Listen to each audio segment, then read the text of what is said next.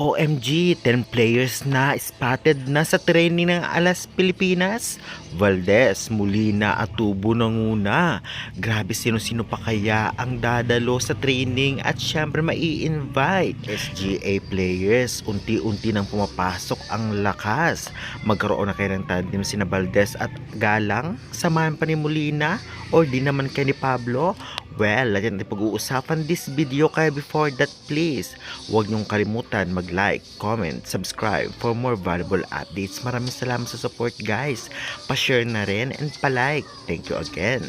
Ay na nga guys, alam naman nating lahat na napakarami nga ang nag-withdraw sa Alas Pilipinas Women, kung saan halos lahat talaga ay ayaw na maglaro at hindi na talaga pumayag na babalik. Kaya naman syempre ang PNVF ay talagang nagdesisyon na kumuha ng mga gusto o papayag na maging part ng Alas Pilipinas, dahil halos lahat talaga ng core ng Alas ng nakaraan ay halos wala na ngayon. Kaya naman syempre nakapag-decide din ang company na SGA. Grabe yung support nila.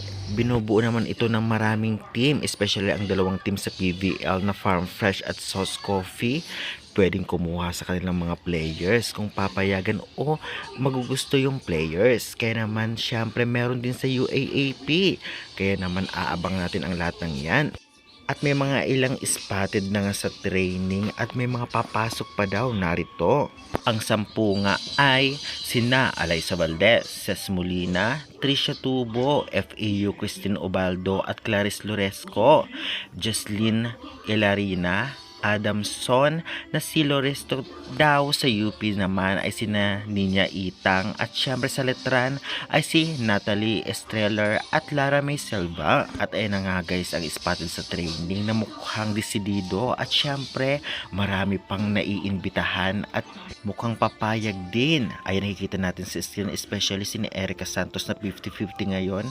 Mayla Pablo mukhang gugustuhin din. Si Juvelyn Gonzaga possible dahil nga under SGA siya. Si Jules Tolentino na alam naman natin magaling pero talagang dapat galingan niya pa. At syempre si Kayla Atienza na magaling libero ng Criminal Cool Smashers under Coach Shaq De Los Santos. Kaya naman magandang simula ito. Kaya guys, excited na ba kayo?